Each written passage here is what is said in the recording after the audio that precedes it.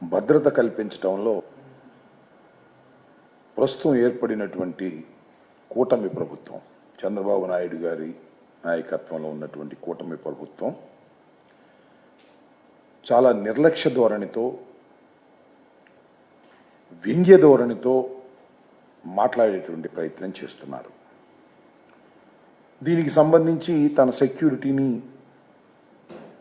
తాను ముఖ్యమంత్రిగా దిగిపోయిన రోజున ఏ విధంగా ఉందో ఆ విధమైనటువంటి సెక్యూరిటీని కల్పించవలసిందిగా న్యాయస్థానాన్ని ఆశ్రయించడం కూడా జరిగింది.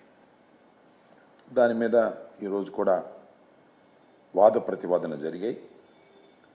ఇంకా పూర్తి నిర్ణయాలు జరగవలసి ఉన్నది. ఒక మాజీ ముఖ్యమంత్రిగా ఉన్నటువంటి జగన్మోహన్ రెడ్డి గారి సెక్యూరిటీకి సంబంధించినటువంటి విషయం మీద సరే అలసత్వం వహించటమో, కక్ష సాధింపు ధోరణితో వారు సెక్యూరిటీని తొలగించాలని ప్రయత్నం చేయటమో చేస్తున్నా చాలా విచిత్రమైనటువంటి ప్రచారాలు చేస్తున్నారు.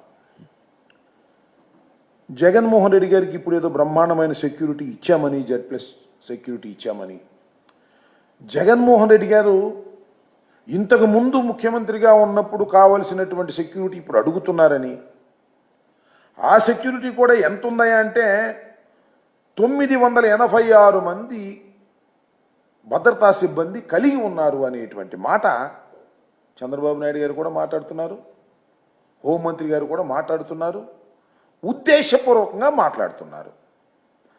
బాధ్యత కలిగినటువంటి ముఖ్యమంత్రి, 4వసారి ముఖ్యమంత్రిగా ప్రమాణ స్వీకారం చేసినటువంటి చంద్రబాబు నాయుడు గారు విచక్షణ జ్ఞానాన్ని కోల్పోయి 986 మంది జగన్మోహన్ రెడ్డి గారు ముఖ్యమంత్రిగా ఉండగా ఆయనకి సెక్యూరిటీ ఉండేవారనేటువంటి ఒక అసత్యాన్ని, పచ్చి అబద్ధాన్ని పదే ప్రచారం చేసేటటువంటి కార్యక్రమం చేస్తున్నారు. ఇది చాలా బాధాకరమైనటువంటి అంశం. ఆ రోజున ఆయనకున్నది 139 మంది మాత్రమే భద్రతా సిబ్బంది ఉంటే 986 మంది భద్రతా సిబ్బంది జగన్మోహన్ రెడ్డి గారు పెట్టుకున్నాడు. ఏంది విచిత్రం, ఇంతమంది అవసరం ఆయనకి, మొత్తం రాష్ట్రంలో ఉన్న పోలీసులందరినీ ఆయన దగ్గరే కాపలా పెట్టుకున్నాడు అనేటువంటి ఒక భావన కలిగే విధంగా చంద్రబాబు నాయుడు గారు, ఆయన ప్రభుత్వం, కూటమి ప్రభుత్వం ప్రచారం చేస్తుంది.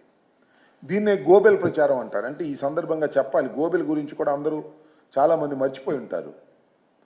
గోబెల్ అనే ఒక వ్యక్తి, బహుశా శాంసన్ గోబెల్ ఏదో ఉంది ఆయన పేరు, ఆయన హిట్లర్ దగ్గర సమాచార శాఖ మంత్రిగా ఉండేవారు.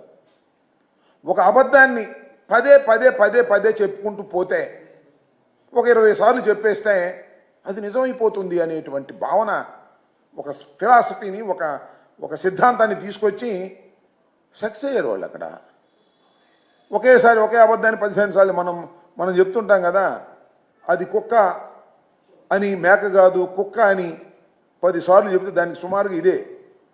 ఆ విధంగా ఇవాళ జగన్మోహన్ రెడ్డి గారికి మేము భద్రత, ఆ రోజుల్లో జగన్మోహన్ రెడ్డి గారు ముఖ్యమంత్రి ఉండగా 986 మంది ఉన్నారు అని చంద్రబాబు చెప్తాడు, హోంమంత్రి గారు చెప్తారు, ఈనాడు రాస్తుంది, ఆంధ్రజ్యోతి రాస్తుంది, TV5 చెబుతుంది, ఈటీవీ ప్రసారం చేస్తుంది, ABN చెబుతుంది.